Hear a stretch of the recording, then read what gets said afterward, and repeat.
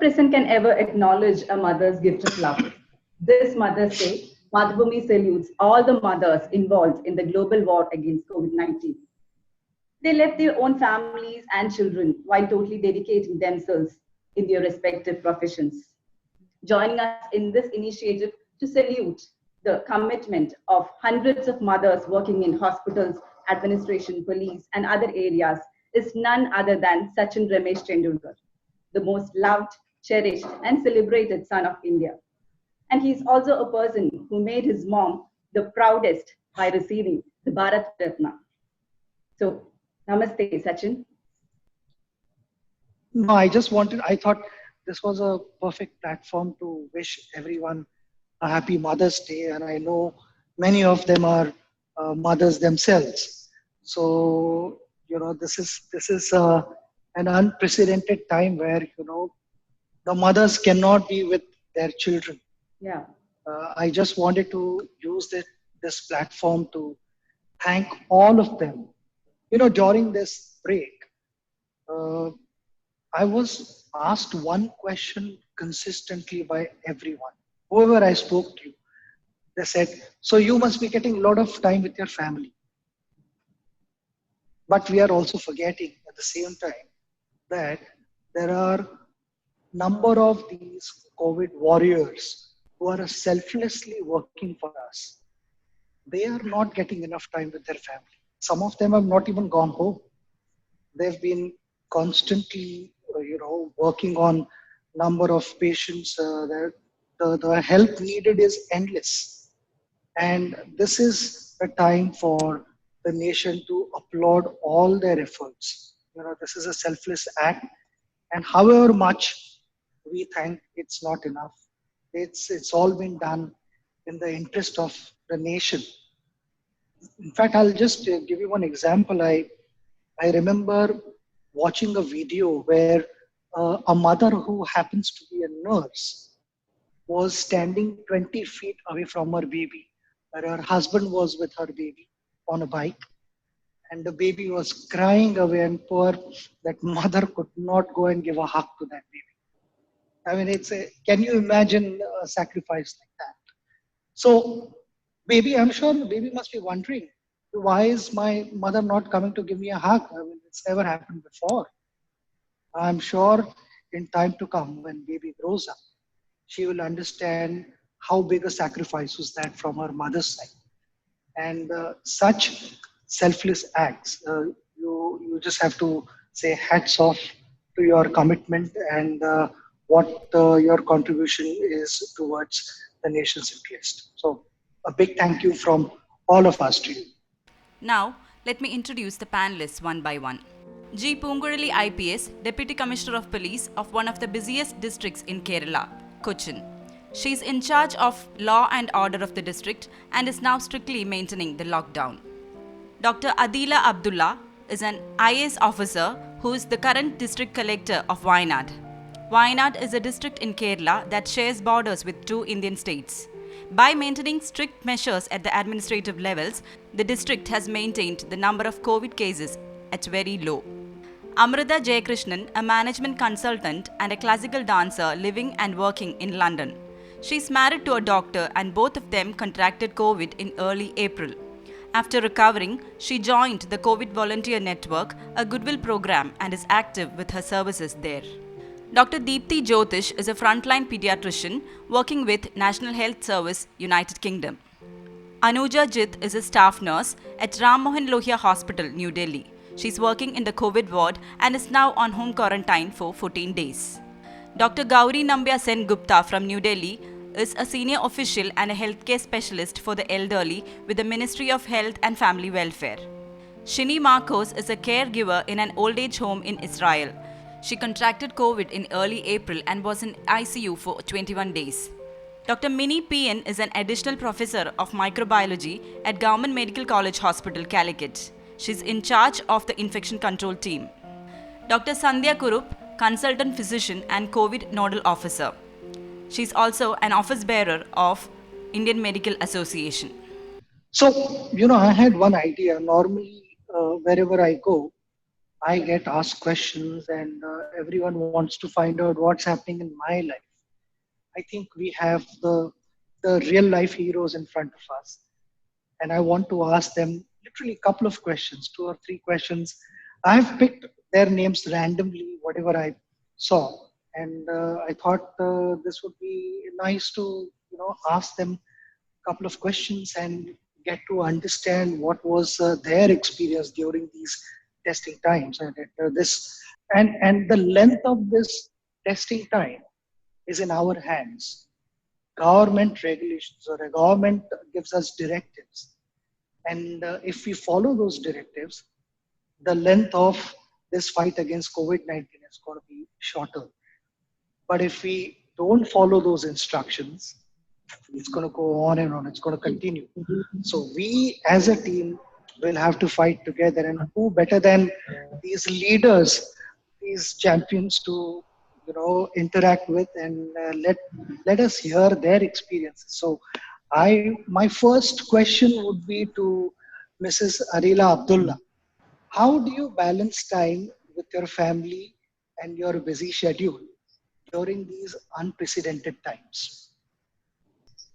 It was very hard in the beginning, balancing time between family and work. Of course, when I have 3 little children, less than 7.5 years of age, younger one being 1.5, and I'm feeding him also. So it has been a tight war on two heads. One is the time management. Second thing is you have the scare of your children getting infected too when you're going to the field. 100%. Yes. So,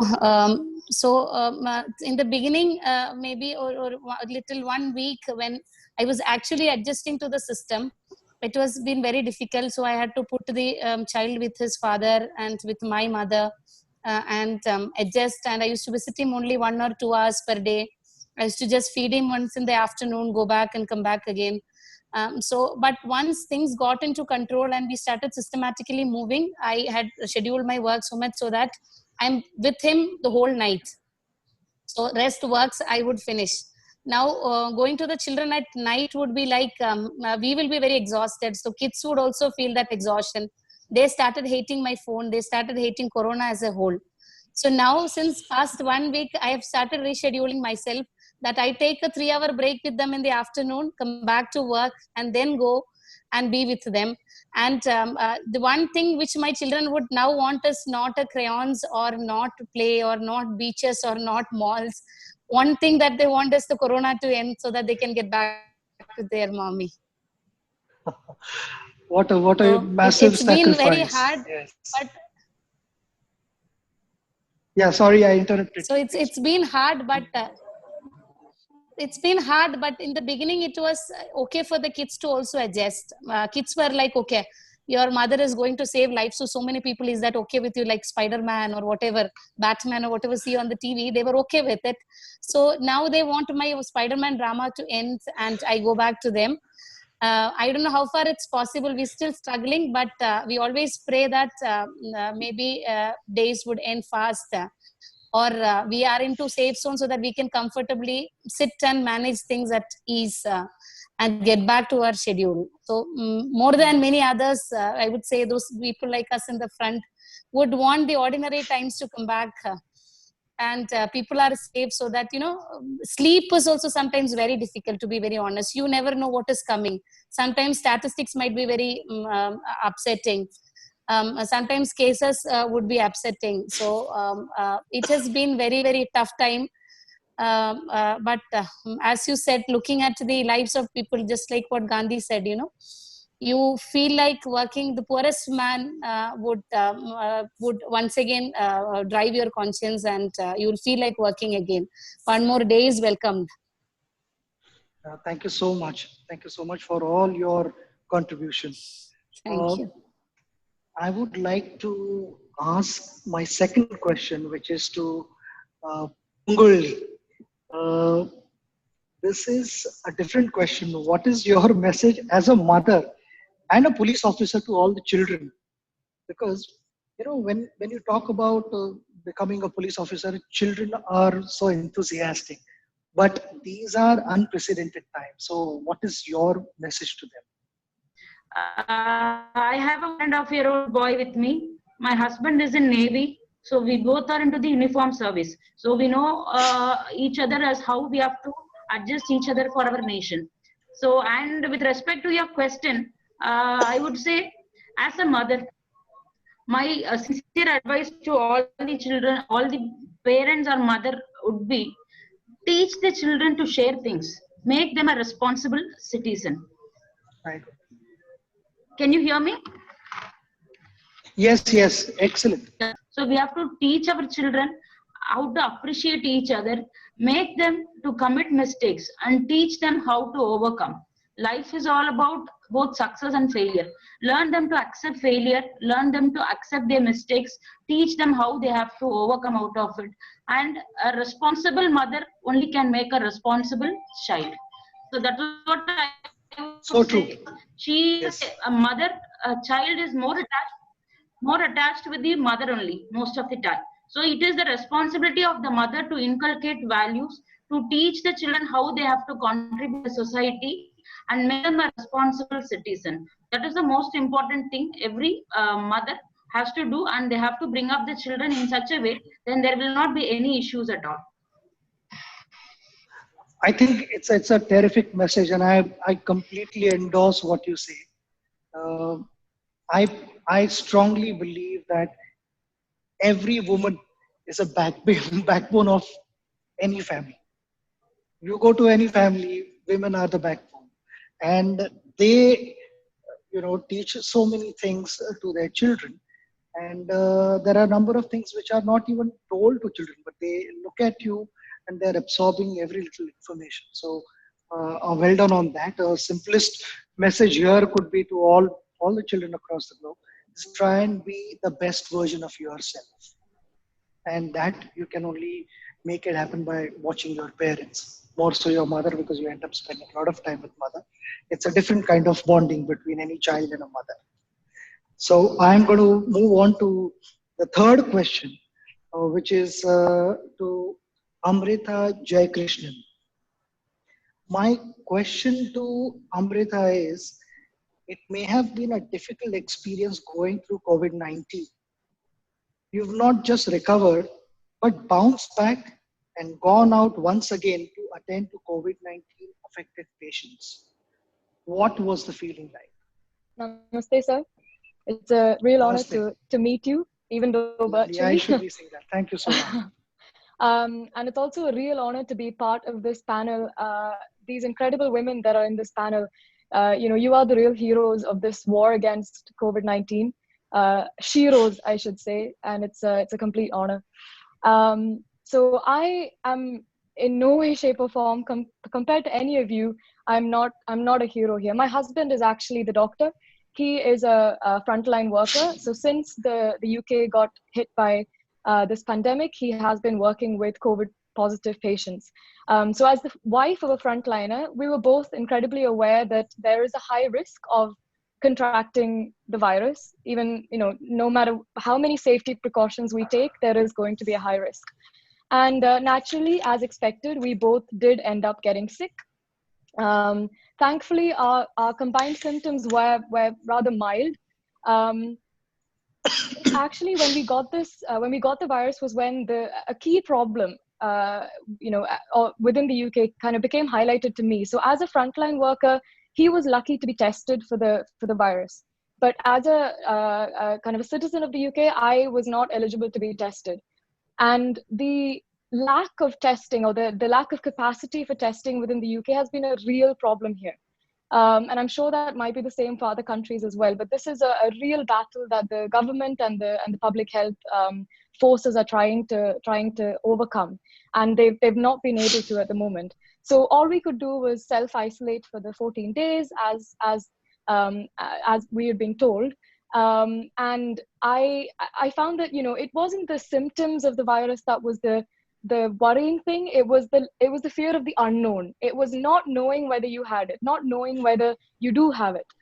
And actually that is the key problem within society. So the asymptomatic patients are the problem. People who are carrying the virus are positive for the virus, but they are asymptomatic. It's those people going out and about that could be infecting other people. So without rapid testing, we cannot understand what the volume of the virus within a place is. So what we've been doing as a completely volunteer program is basically getting in touch with these labs. So trying to find these labs and get them signed up, giving them the financial funding they need. We have some wonderful financial beneficiaries, so giving them the funding they need to test for COVID-19, and we've managed to sign up a number of labs now. The program is a completely goodwill program. People are working 24/7 on this, completely from the good of their hearts, and it feels great to be a part, to play a small part. A war is made up of many battles, and this is one battle. If we can do a little bit to help with this battle against testing, then that will hopefully help us as a country to recover from this a little bit quicker. No, let me tell you one thing. No contribution is ever small. It's the intent. It's the intent, and your intent is fantastic. So, congratulations on that. I'm sure this battle is not over yet. We need to win this match without any doubt. We're not going to go out as losers. We have to win this, and together we can. If we do it for each other, and we're prepared to take that extra step for each other, we will achieve the results. Thank you so much once again. I think, Soumya, I'm going to leave the floor to you now. You are the umpire, so you can call the shots here in the crowd. Ready to hear what Dr. Deepti has to ask you. Perhaps a question that I'd like to ask you on behalf of the viewers is, we grew up in a generation where, and I did as well, writing the medicine entrance was the driving force in my life all my growing years.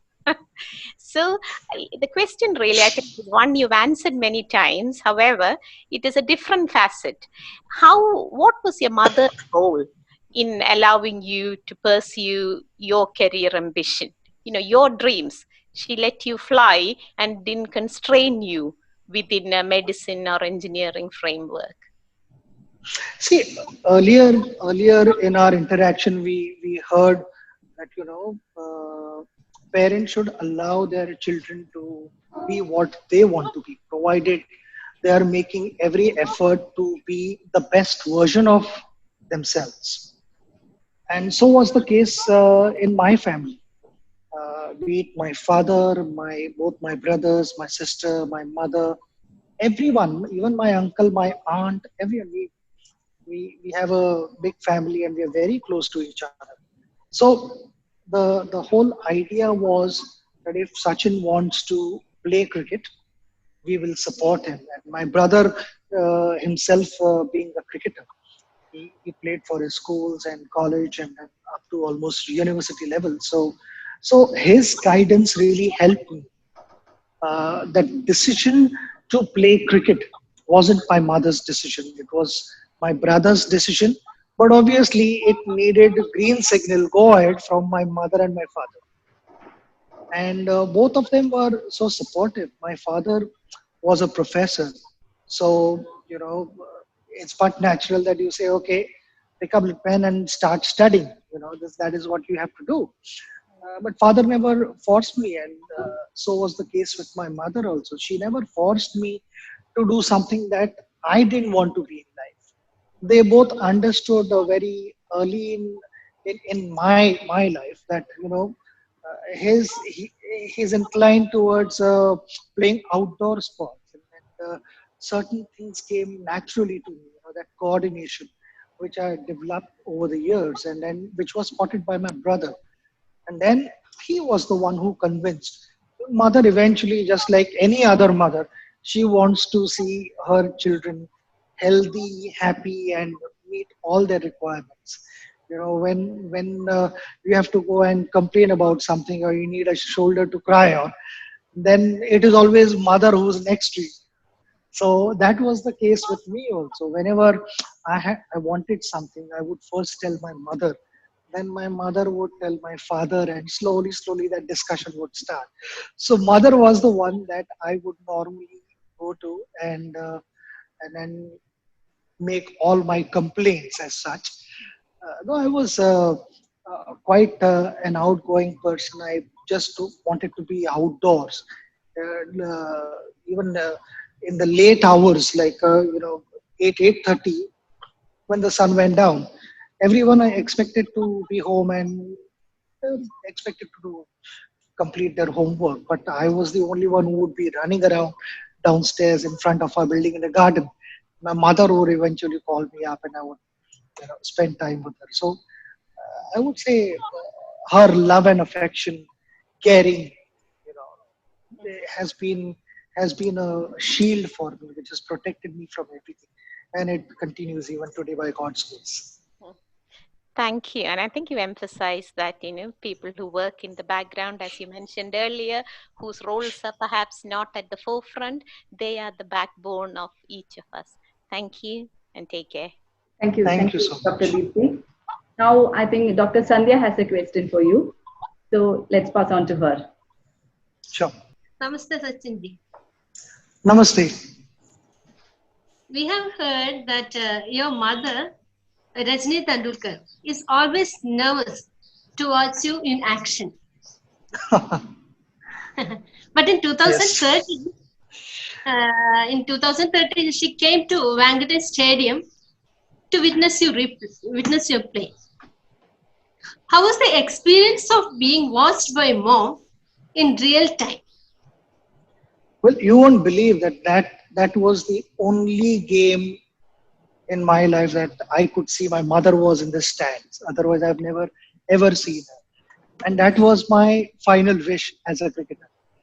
I still remember when I decided that my last game is going to be Mumbai. I wanted to play the last game in Mumbai rather, and I picked up the phone and I spoke to Mr. N. Srinivasan that time, and he was gracious enough to agree to my request. I said, if I could play the last game in Mumbai in front of my mother. She's never ever watched me. Though I've been playing for 24 years, but she's never once watched why I had to leave home. I want to come inside the stadium, sit there and experience a live cricket match. He's never done that, right from my school days actually. So that was her first time inside the stadium, which was the biggest thing for me, because I wanted her to be there in the stands to witness what I was doing for last 24 years. And then that unforgettable moment when I was facing the last over of the day, and every ball they kept showing my family members on the mega screen inside the stadium, which is huge, massive, and they kept showing that, and I'm in my head I had somehow managed to overcome my emotions, and I was focused only on the game and nothing else. And then suddenly I see my mother's face on that mega screen. Until then, even mother was not aware that the camera has captured her and she is being shown on the mega screen. And to see her reaction being shown on the mega screen was priceless. And I said, what is happening? I'm playing the last over, looking to survive so that I can come back the next day and again do something. And they are showing, all my family members, but it started with my mother. And that reaction will stay with me for the rest of my life. And it's all worth it. Whatever, and again, I would like to thank BCCI and Mr. Srinivasan for this, because without their support, this would never have happened. That's really great, Sachin. Really great. Your mother is a blessed mother. Thank you. Now let me put on a question. Yes, of course. Yes.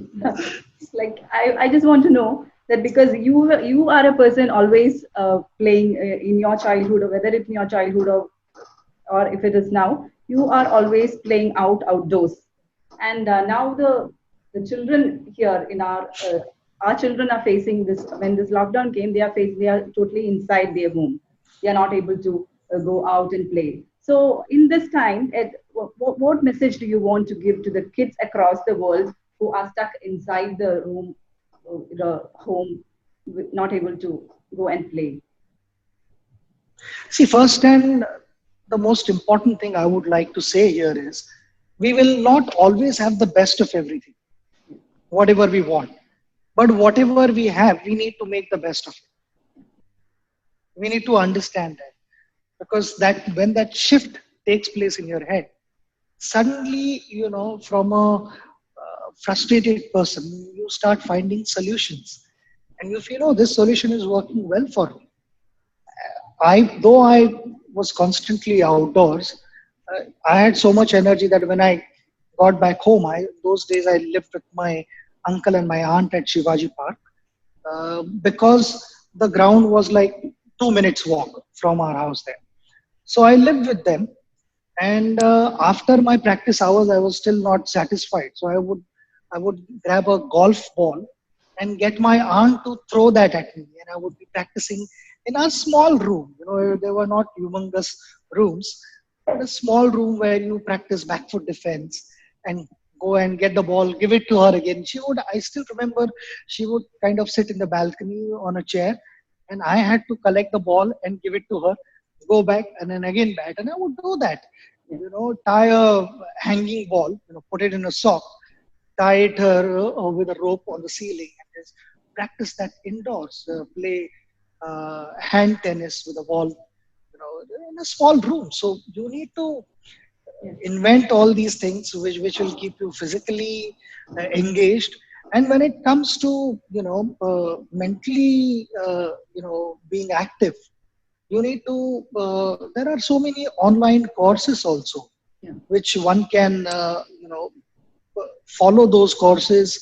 You can have your hobbies.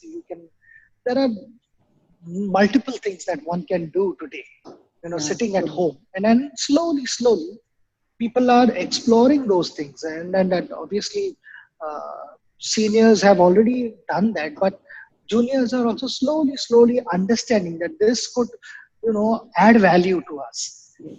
The ones who are utilizing this time, they're going to be few steps ahead of their friends who feel, oh, this is a frustrating period, nothing much to do, and they don't do anything basically. So I would say that find ways to utilize this time, and let's continue to move forward. Nothing should stop us. This is a big challenge, and together we will overcome this obstacle. But don't ever think that life has come to a standstill and we can't move forward at all. If you think that way, then we are only going to focus on challenges. But if you feel there are going to be solutions, we will start finding solutions. So let's find solutions. Yeah, that's a great message. Thank you. Now, Dr. Mini. Dr. Mini has a question. Yes. I'm so happy. It's really an honor for me to have this interaction with you. Thank you so much. Thank you. Okay. So I would like to ask you one question. That is, your wife Anjali is also a very strong mother who brought up your kids and took up the responsibility of the family on her shoulders. So what is your comment on the role of a mother, having seen Anjali as mother than your sister? I'm speechless here because, Anjali also had a wonderful career in front of her. And there came a stage where when we had our family, Anjali was the one who took the initiative and said, okay, you are going to go ahead with your career. I'm going to look after the family. And as I've said earlier, that women are the backbone of the family. So, without that, nothing moves forward. What all of you do for the family, it's matchless. Let's not get into that discussion because you win. When your sisters and mothers also. Yes. Women, women generally, be it your mother, your daughter, your sister, or mother-in-law for that matter. I'm sure some stage she's going to hear this interview. So all their contribution, I think, in bringing up Sara and Arjun, especially Sara and Arjun, children. Both of them, Sara and Arjun. The way Anjali has brought them up. I'm so proud of Anjali, and I'm so lucky that Really. God has blessed me with a wonderful partner. A blessing, yes. And then to have brought up wonderful kids, Sarah and Arjun. I cannot complain about anything at all, and all the pressures were absorbed by her, so that I could be focused on the game. So there were number of challenges, multiple things happening around. I used to be stressed, and you have responsibility. It's a different kind of responsibility. Every minute you are being judged, and then you are trying to find solutions. And you get stressed. You need a good life partner who can guide you. So she was without any doubt next to me all the time. My mother was obviously there. My mother-in-law, Anjali's mother, has been really, really helpful, and so to say, with my even father-in-law, I have to speak generally also here, where my family also. So while growing up, my first cricket bat was given to me by my sister. So Oh, great. her love and affection, I cannot forget that, and that Okay. still continues. She's got brilliant temperament. She's so calm and composed, and you just speak to her and you feel, special. You feel good because you get such positive vibes, and you feel that love. So I treasure all these things. Okay. I grew up with my aunt, so I cannot forget her. She's like my mother. So she sacrificed a lot for me, my aunt and my uncle. So their contribution to my life I cannot forget, and both my brothers eventually, and my father. So having a solid team, normally a player goes out to bat and the focus is only on that player, but there is a big team working behind the scenes, trying to bring the best out of that person. And these were the guys, who brought the best out in me. Not to forget my teammates on the field, but talking about my family at home, the contribution of Anjali has been priceless. So a big thank you to her. Thank you so much, sir. I'm really overwhelmed. You are a person who have tasted almost all the food of the world. And I just want to know which is your favorite food or dish.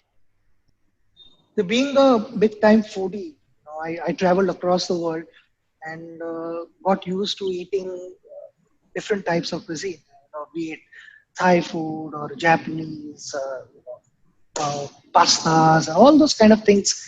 I've enjoyed food, but something which is priceless and unmatched is my mother's food.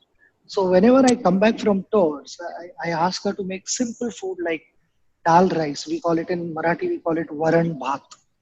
Varan is dal and then rice. So varan bhat, you have nimbu on that, and then she is a fantastic cook. So I ask her to make prawns for me. She has a special recipe which I have learned from her now. So I can also make the prawns in her style. So I asked her to do that. So that is, I think, unbeatable, unmatched.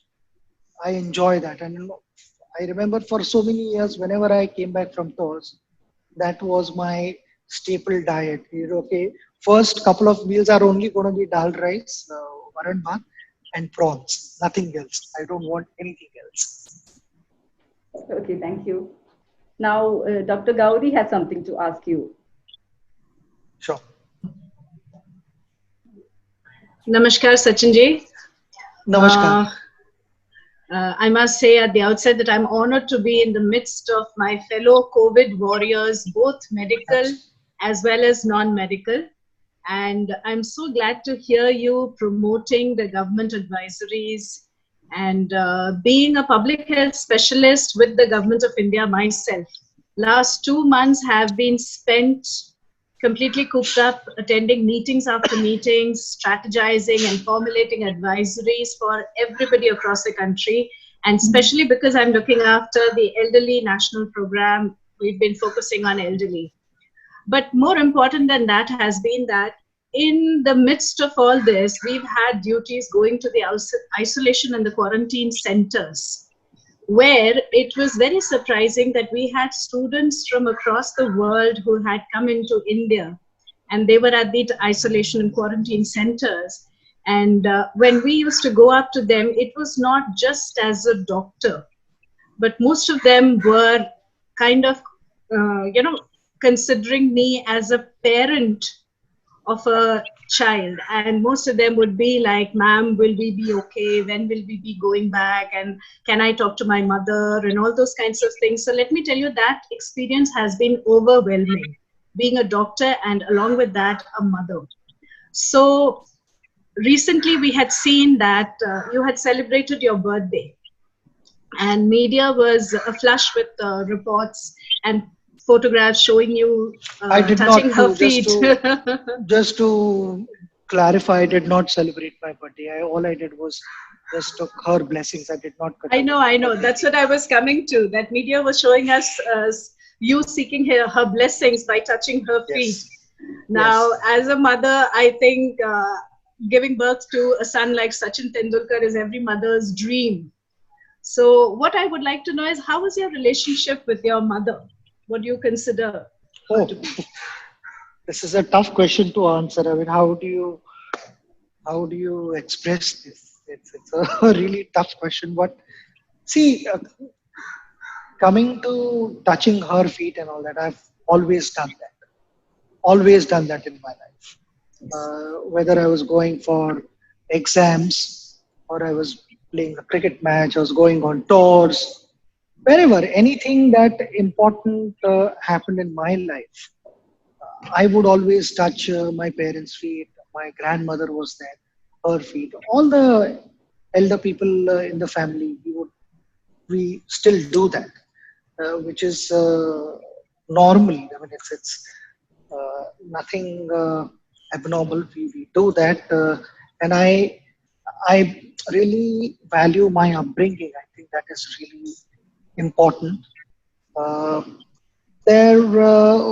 We talk about my relationship with my mother. Now, I can say, the love and respect for her has always been there. You cannot measure that. But I can say that in my life, from a naughty kid to a teenager, and then traveling around the world, getting married, having my own family, and now my kids are also old enough. They're 20 and 22. So with all these different stages in my life, and also spending time with her, I'm, I'm in awe of her. I think because I get to hear so many stories from her, which sometimes parents don't tell you the challenges that they have faced in life. Yes. This time, I've got my children also to sit there and understand how tough life was. And all those challenges they had to face, but they never once showed it to me. They never once expressed. I would always see that sparkle in their eyes when they saw me. And I, for 4 years, stayed with my uncle and my aunt. Whichever part of Mumbai they were in, they would make sure that they came all the way to Shivaji Park by either a bus or a train. We did not have a car at that time. And I was just jokingly telling my kids also, if you have to do that for 4 years, I'll give you a car and a driver, 4 years. You try and do that every day, show it to them. Yeah. It's a challenging thing, and they would always come. So all these things, when I think of, and now having my own kids, my respect for her and love, everything is, on multiple folds up. And all I can say is I'm truly blessed to be born in this family and to have parents like this, because it wasn't easy for them. Now I look back and I wonder, how did they manage this? Yes, it's not possible for a normal person to manage this. So, and that is what I feel about my mother, my parents. My father is not here. with us, but that is what I feel about both of them, and I share that with my children also. That this is priceless for me. Very true, very true. Thank you so much for sharing. Thank you. So before we, I think it's almost our time. We are running out of time. So before we wind up, I would just like to show what Shini Marcos from Israel. She was about to join, but as I already told, she had to attend a patient who's in a very bad. Sure. Yeah. So she has sent us a video. So let me show it. Of course. Perfect. I am Shini Marcos, working as a caregiver in Israel. I got COVID-19 and pneumonia. I was admitted in ICU on ventilator. This is my second life. I suffering a lot. The great miracle happened in my life and I came back. Thank you for everybody for a praying. I have one son, 16 years old. My dear Karthik Stanley, I missed him, my family during that period. It was very hard and painful situation in my life. My wishes to all the brave mothers and a special thanks Sachin Tendulkar for listening our story. I want to ask you one question. Did you miss your mother and family? Thank you. Oh, missing my mother and my family, of course. We used to be on tours and, you spend time away from them. There are highs and lows on that tour. You want your family members around. So it was tough. I have to say, staying without them was difficult. But then you have another responsibility on hand. You need to give your best, stay focused, and be the best version of yourself, as I've always been saying. And I try to do that. Luckily, I was in a position to speak to them every now and then. So I would speak to my family members every now and then. And that was kind of a soothing balm for me. I would feel okay for the day, and then I would look forward to our next conversation. But I did miss them without any doubt. Thank you so much for everything that you've done, and you're continuing to do so. This contribution is priceless, and we will continue to talk about this. And I know that your children will also grow up in time to come, and they will have multiple experiences to share with their children in time to come. So this contribution will never be forgotten. And I just want to thank you on behalf of the nation for everything that you've done for us. So a big thank you. It is said that God could not be everywhere and therefore he made mothers. Thank you, Sachin, for the lovely interaction. And thank you all for sharing your stories. A big thanks from Madhrubhumi. Thank you. Thank you very much. Bye-bye.